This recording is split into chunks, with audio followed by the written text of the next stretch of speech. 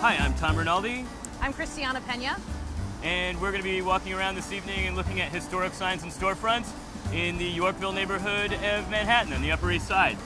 Come along with us. We're going to start tonight here at Glazier's Bake Shop on First Avenue.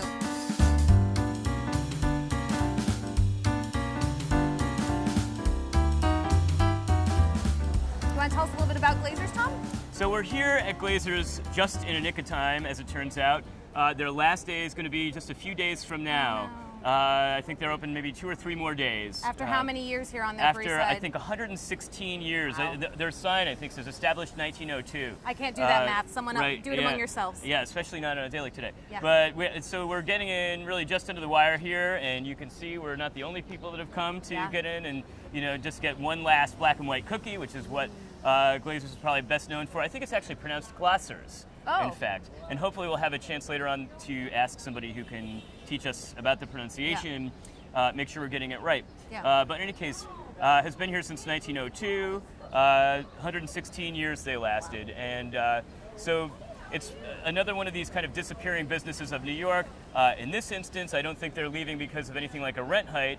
I think it's just, been in the same family now for generations, and it's just sort of run its course, and there's no heirs that want to take over the business, unfortunately, so that'll be that. Yeah, but we'll enjoy the signage at the very least for as long as we can. I'm sure that's one of the things that people who walk this stretch of First Avenue are so used to seeing. It's just so classic, such a throwback feel to it. Well, there are certain storefronts that really stand out for their historic signage, and this is definitely one of them. It was pictured in a book of photography by photographers James and Carla Murray, focusing on historic storefronts around New York City, and this is one of very few that made it in that book and from the whole Upper East Side of Manhattan. The storefront itself, as we see it now, is not nearly as old as the business. The business has been here since 1902. The storefront and the signage, I think, dates to about 1965, the mid-1960s in any case, but it's now more than 50 years old already, and so really stands out compared to everything else around it. And as I always say about historic signs, if the job of a sign is to stand out and be as eye-catching as possible, nothing does that better than an old sign, especially an old neon sign, which is my specialty, and we'll be looking at a few neon signs in the neighborhood here tonight.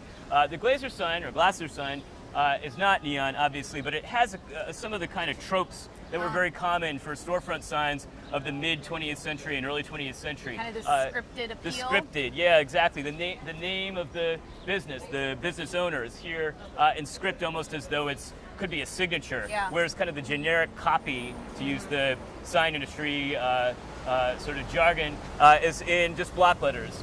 In this case, I don't think it's Helvetica, but it could be Helvetica. It was getting into that period in the mid to late 1960s where that was starting to become common. So the materials and the typography, the style of the lettering really kind of, give you a sense for when this thing was made, which we'll see over and over again as we look at different storefront signs. They're all going in. Maybe we should follow them before all the black and whites are gone. Yeah, let's see if we can get the last black and white of the day. All right.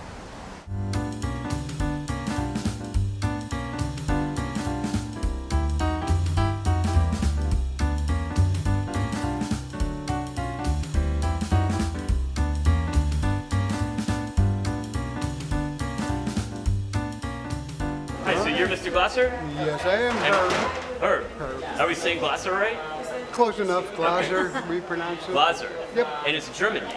Yes. And Yorkville is a German neighborhood. Yes. So who was your ancestor who came here and opened the business? My grandfather, he came from Bavaria, a little town called Walsassen in northeastern Bavaria. He came here in he came in before that. We opened here in 1902, but he did open another shop downtown, Midtown, briefly. That was only a couple of years. Before coming up. Yeah. But then he saw that this building was for sale. He bought the building way back then, which is the only thing that's kept us going this long. And so it's been how long? 116 years. 116 years. And how much longer will it continue? Today's Thursday, Friday, Saturday, Sunday. 3 days. And then what? My brother and I are retiring. Yeah? Yeah. So in 116 years, how many cookies would you estimate you've made in that amount of time? I could not possibly estimate. Yeah. Have you enjoyed being a part of Yorkville? sure. Kind of, how have you seen the neighborhood change in the time that you've been here, especially the businesses like your own? Yeah, a lot of them have obviously closed and gone away. The neighborhood's changed a lot. It used to be more families, larger families. Now it's a lot more single people, but it's still a great neighborhood. If anything, it's improved. Yeah. But you know, small businesses have died out. Yeah. Which is a shame. One of them is peppermint patty. I think you know, being a small businessman, Yeah. Has the peppermint patty in it. Chocolate I cake, like seeing vanilla small chocolate cake, businesses, strawberry but, filling. it's just very difficult in Manhattan anymore Yeah. to keep it going. Definitely not getting any easier. No, Yeah. no. And is there any bakery that you think is kind of going to fill the niche that or the void that you're going to be leaving behind, or it opens the door, I guess, for somebody new to give it a Yeah, shot? yeah, probably. You know, this type of bakery, I think, is very difficult to run in Manhattan. You know, it's a small town bakery, basically. You know, we Is there don't a- sell high-end stuff, so it's not terribly expensive, so we don't make that much money, but, you know, it's plenty for me, you know. But the black and white cookie, which is, you're kind of Right. famous for that, right? Yeah, well, we get written up about it all the time. Yeah, and I was reading, it does have some German roots. Yeah. Well, although I was interviewed recently by a woman from a German newspaper, and she says in Germany they're called Americanas. Oh, interesting. So I don't know where it originated, really. Some people have claimed that we originated them, but I can't say that. Well, thank you so much for having us here. We feel really lucky that we got a chance to Yeah, come in it and really see. talk about under the wire.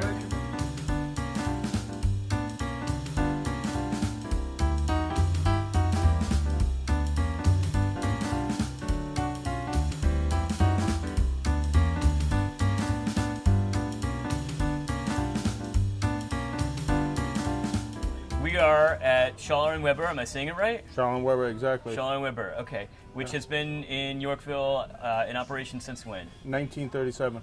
1937. Right. And you're Chris? I'm Chris. And the business was started, they were actually German immigrants who started the business. Oh yeah, Ferdinand Schaller, my Ferdinand boss's Schaller. grandfather, Okay. started the business. Came over in 1937. Yeah. I don't think he had a nickel to his name, maybe $5 in his pocket, and he met a guy named Tony Weber.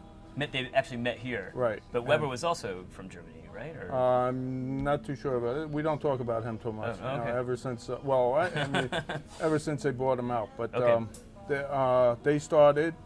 Ferdinand had all the recipes. He was the true butcher. yeah. He learned the whole trade back in Germany, Stuttgart, Germany. Okay. He came over and they opened up Schaller and Weber. They used to make everything downstairs in the basement. Yeah. They had big coolers down there, smokehouses, everything. They made everything. Then it just got too big, Yeah. and they bought out Tony Weber, but they kept the name. There's a clause that as long as we have this store or they have this store, they have to keep it Schaller and Weber. Yeah. They have other locations too, or? Jeremy is planning on opening up other locations. As you know, he opened up our Stuber next door, Okay. where it features all our sausages, and he's opening up some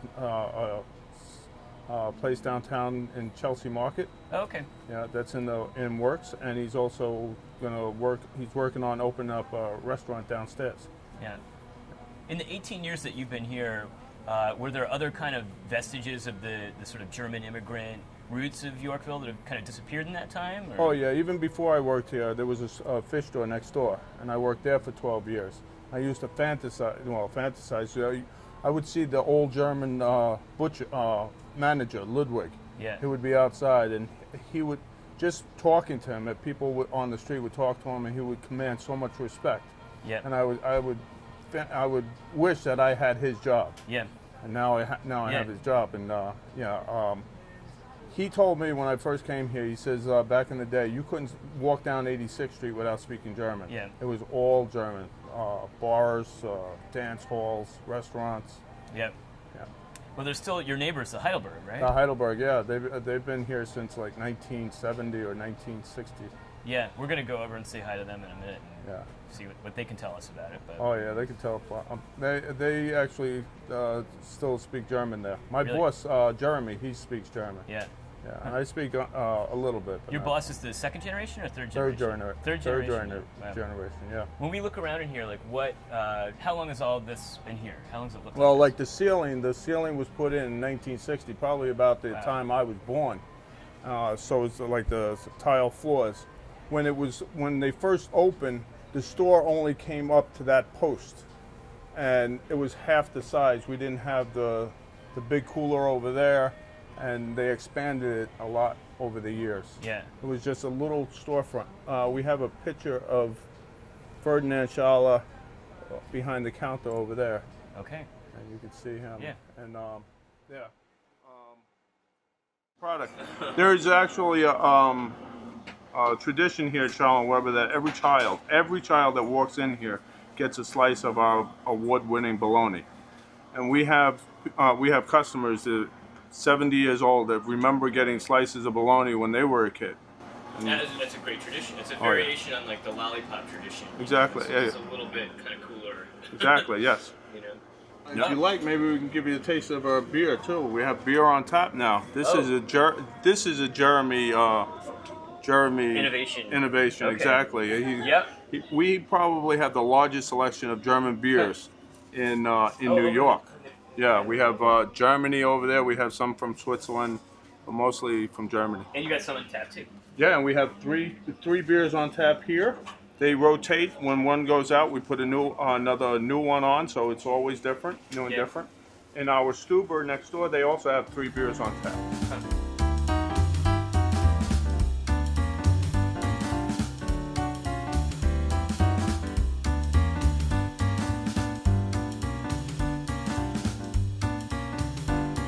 Barbara. You're Barbara? Yes, It's really nice to meet you. nice to meet you too. So how long have you been a customer here at the Heidelberg? Oh my God, I'm in the Heidelberg since 1963. You've been coming here since Yes, 1963? Yes. And where are you from originally? From Bavaria. You're from Germany. Bavaria? I lived in Jersey in Heidelberg Heights for 12 years. Yeah. And since I know Heidelberg, Yeah. since I know Heidelberg. But Heidelberg bought the place in 1964 and in 1965 they took over. The So- Edler family, Edler. Edler. And that's who still runs it? Yeah. So the Adler family still runs I it? was once a partner with Louisa in here. Yeah, that's right. They said you I worked walked, here. I walked behind the bar. Yeah. You were bartended here. I walked behind the bar. Yeah. When was that? How much did we miss that by? That was in the end of 60, 70. I forgot Oh, we missed now. that by a little while. I'm 92. I'm gonna be 90. 92? I'm gonna be 93 in August. Yes. So is the secret something that they serve here I that know, we can have? I know all the tricks from Heidelberg. I know everything. What- I what- know how to set the tables. I could walk down the kitchen. I could walk behind the bar. I could do anything and everything. I helped in the kitchen. I helped in the bar. I helped in the dining room. There isn't a thing I would not know.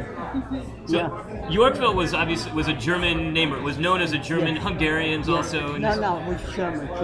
And what's still here from that? How much of that is still here today? Look, the young ones didn't come over anymore. They have it nicer over here than over here.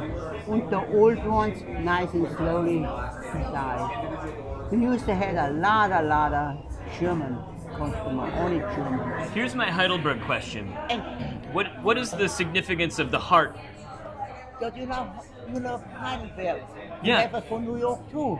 You love New York, you love Heidelberg. Yeah. That means So this is the I love Heidelberg. This is the love of Heart. Heidelberg.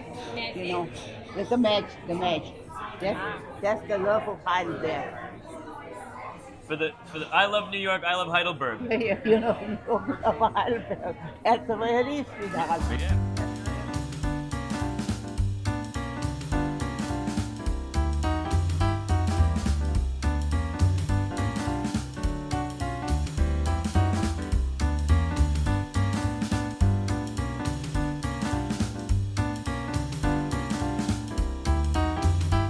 So this is Zion St. Mark's Evangelical Lutheran Church on East 84th Street. Opened in 1892 as sort of an uptown branch of a church that already existed, a German congregation down on the Lower East Side. Right. That was St. Mark's. This was Zion Evangelical, I think. is how the story goes. Okay. And so is that part of why we saw this community grow There was in this an area? uptown migration Got from it. Kleine Deutschland down on the Lower East Side Let's to. say that again. There was an uptown migration from Kleine Kleine Deutschland. Deutschland Got it. down Okay. on the Lower East Side Cool. to Yorkville. And so as the crowded Lower East Side started to get really just too crowded, Yeah. this was almost like the suburbs. So a lot of the German and other Eastern European immigrants who had first kind of landed and got their feet on the ground down on the Lower East Side started to come up this way. There was a really unfortunate incident in 1904 involving this congregation where their St. Mark's, which was their Kleine Deutschland on the Lower East Right. Side congregation, this was the group that was involved in the infamous General Slocum fire. Oh, yeah. This was the church outing on the steamboat that caught fire with the tragic death that was the worst disaster in New York history until 9/11, I think. Right. This prompted more of the congregation to move up this way. So eventually, a few decades later, the congregations actually merged, making this Zion St. Mark's church, which is as we see it now. It has the distinction, in addition to all of that, Yeah. of having one of the very last neon crucifixes. Which is not something you see very often, Not especially on a something- yeah. church with this kind of a style, this kind of a design. Neon is not my immediate thing that I'm going to think You is going to don't be normally, happening. exactly, as you wouldn't normally associate neon in churches. Yeah. But neon starts to, as signs start to evolve, neon kind of comes on the scene in New York by the 1920s, the early 1920s. But what else was going on in New York in the 1920s? Prohibition. So the interesting irony is that you had neon crucifixes in New York City before you had neon bar signs All right. and liquor store signs. So when these churches started to hang neon signs, they were kind of competing with movie Yeah. theaters and things. So in the 1920s and 30s, first incandescent bulb signs, and then they started to switch over to neon, were not all that uncommon in New York. This is now one of the very, very last ones. It was restored recently by a company called Artistic Neon that's out in Ridgewood, Queens.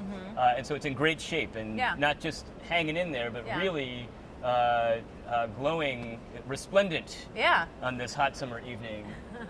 Well, and I love the fact that even literally physically on the building there, it really still shows, it speaks to the immigrant heritage that's here in Yorkville, just with the engraving that's there in the stone. I mean, it's... You get a down here juxtaposition even, of... Oh, I hadn't even seen down here as well. If I could speak German, I would, but I'm not going to try. But it's just... I'm with you. But it's wonderful. It is definitely German. And Whatever it says. still bilingual services, German and English, it looks like. That's right, So it still yeah. really is serving the community that came all the way up from So- Kleine yeah. Deutschland. From Kleine Deutschland. There we go. So it's not a commercial institution, but it's Mm-hmm. definitely still a living vestige of that immigrant Eastern European and German flavor of the neighborhood here, and aglow tonight. Yeah. Excellent. Thanks for bringing me here. Thanks for coming.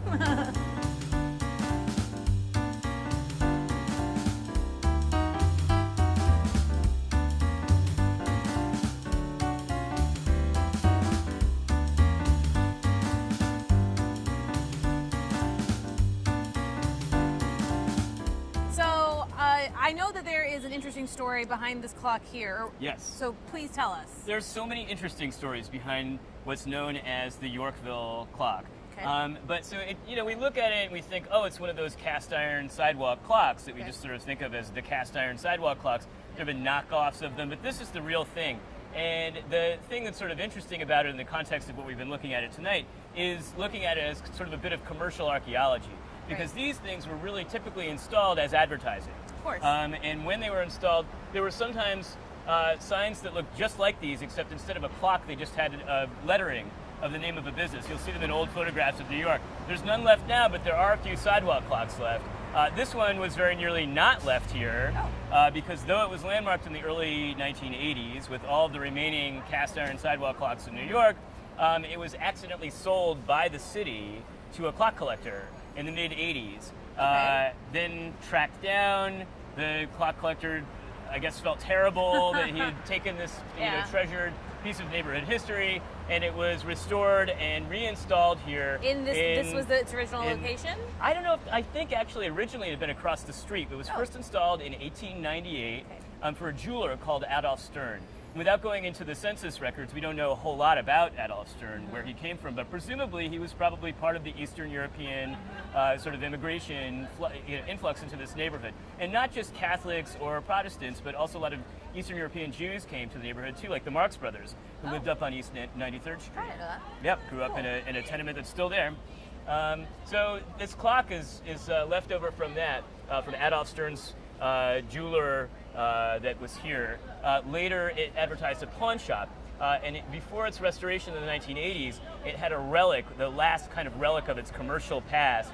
Those 3 balls of the pawn shop were actually hanging off over the top of it. Oh. It's sort of distinct feature that it looks like a watch with a watch fob because Yeah. it was advertising a jeweler. Excellent. It has a twin in Santa Fe, New Mexico, Oh. interestingly. It has also a cameo in the film The Lost Weekend, where the drunk, played by Ray Milland, is stumbling down 3rd Avenue, at that time in the shadow of the 3rd Avenue elevated subway, and kind of like leans, he's looking for a place to hawk stuff. Yeah. So this was became a pawn shop. Right, right. And so he sort of finds it, but everything's closed. Huh. So he can't hawk anything to get his booze for the weekend. He figures something else out. It all works you know, out, You're yeah. not gonna worry. Yeah. He was fine.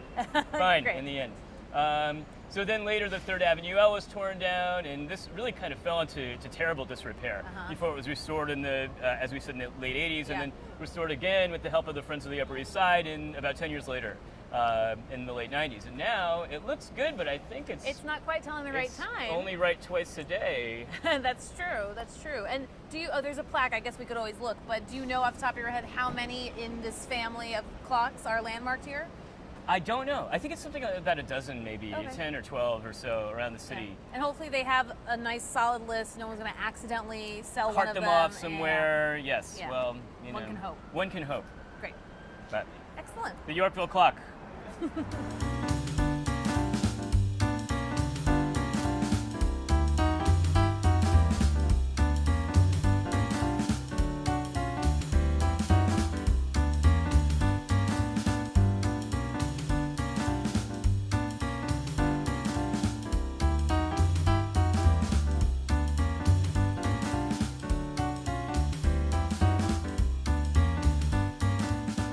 Okay, well, we've entered the neon era of Yorkville commercial archaeology. Excellent. Here, very definitely at the Papaya King on 86th Street and 3rd Avenue. This is sort of like the crown jewel of historic signs Yeah. of Yorkville and of the Upper East Side. Absolutely. New Yorkers, everyone knows exactly when they see the sign, they know exactly what they're in for. And like I always say, if a sign's job is to stand out, nothing stands out like an old sign, especially an old neon sign For sure. like this one, which is such a landmark for the neighborhood. This modest little one-story building here is one of the great landmarks of the Upper East Side in a sense. You know, Right. they definitely. It's a transitional sign, in fact, talking about the sort of evolution of signs. It was installed in 1964 by a company called the LaSalle Sign Company, and it's transitioning from neon to backlit panel signs. There's this backlit panel of a papaya. The graphics have been a papaya man. The graphics have been updated no, over the years. Is it a Papaya King? Oh, I think it's. I'm Is it sorry. that- It's definitely a Papaya There we King. He's go. got a crown. Obviously, I'm sorry, Mr. Excellency. So yeah, the sign 1964, and I got to interview Justin Langsner, who was the last president cool. of the LaSalle Sign Company, and I found out all about the making of this sign, the original design drawings for it, and things. When it was installed in 1964, it cost almost the exact amount of money as not a Cadillac, but a Buick Wildcat convertible. Is the interesting. We did All a right. cost comparison for what costs were in 1964. Is that considered a lot for a sign at that time, or is that an affordable Well, at the deal? time, it was maybe not considered so much, but it was the era when people were realizing just how expensive neon signs were. Yeah. So that's why people were installing fewer and fewer of these signs, because they cost as much as a new car, and people crazy. figured, you know, we don't need something that's going to last, as this sign has lasted now more than 50 years, Yeah. 54 years.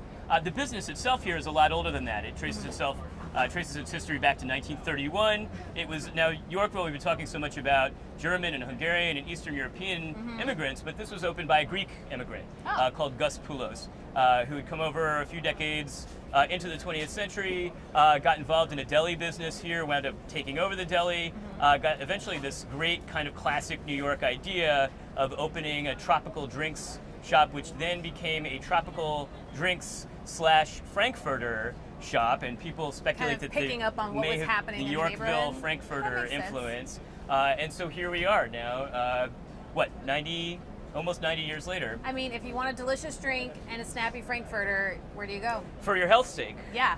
you know, tastier than Papaya filet King. mignon, I hear. Exactly, Mm-hmm. exactly. And the sign company too has an interesting immigrant history. It was the LaSalle Sign Company started in 1900 by an immigrant called Joseph Langsner, who I think was part Transylvanian and part Polish, if I remember right. And this company eventually became called the LaSalle Sign Company, was in the same family for 3 generations. The last owner, I think, formally shut it down after almost exactly 100 years. Oh, wow. Yeah, he retired, and it was another one of these stories like we saw over at Glaziers, where the next generation just, you know, didn't want to take it over. In fact, I think, if I remember right, Justin Langsner, the last president of the sign company, said, "I'm not going to let my kids get into this business." It was kind of a rough and tumble sort of a business. Right. So we have the transition here from into the neon era, like we saw the neon cross over at the church, into this era of kind of backlit plastic signs, as they have over at the Heidelberg. Kind of a classic example at the Heidelberg of the kinds of signs that succeeded neon, cheaper than a Buick Wildcat convertible to install. Excellent. Well, and here there's so much neon now. I mean, it's expanded beyond the primary sign to all these kind of secondary signs, and so it just really glows this corner, yes, right? well, I think they know what they have here. Yeah, you know, it's also one of the last examples of an animated neon sign in the city with this great flashing arrow here, where this was once very, very common. And now the few neon storefront signs that are left in New York, you almost will never see anything in any way animated. So this is kind of another great example, you know, that really should be landmarked. You listening, Landmarks Commission? Well, I'm ready for maybe a number 5, a bullseye, or possibly I'm a ready for number 5 hot E's. dogs. All right. Gonna not forget the papaya though. Yeah, that's true. We've earned it. Yeah. All right. We have. I think. I know. Ah.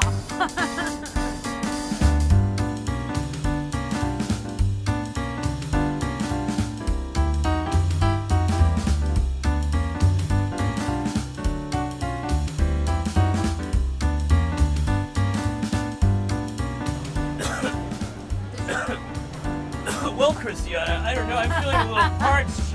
Jeez, I wonder what do you think? What would help me feel better? Tom, a papaya drink. Oh my God! Of For course. your health. Oh, Go. Let's go. Okay.